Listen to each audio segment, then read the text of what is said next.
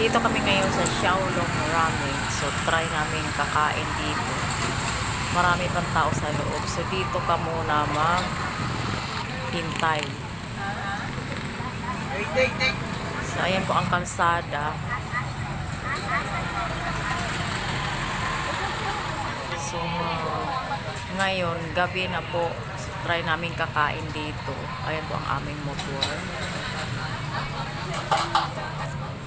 So, andito na po kami sa may pinto. So, papasok na po kami. So, ayan na nga, nakapasok na kami. Ayan po ang daming customer. Ayan po ang dami. Ito'y mabintang mabintang.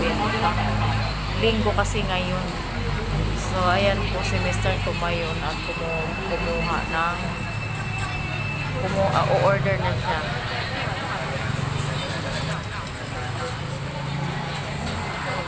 So, ayan po ang mga customer. Ang dami. Sunday is family day. Family ang kainan ng pag. So, ayan, naghihintay na tayo habang nakaupo. Ayan po ang hinihintay ng mga order.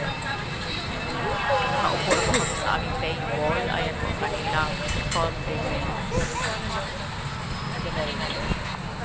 So, wait lang sa in-order. So, ayan na po ang aming in-order. Yan ang Xiaolong Ramen.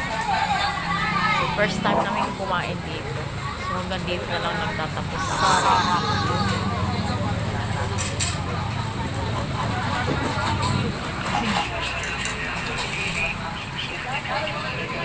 Pakain muna kami.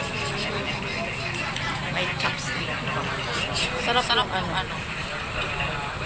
Masarap yung sabaw.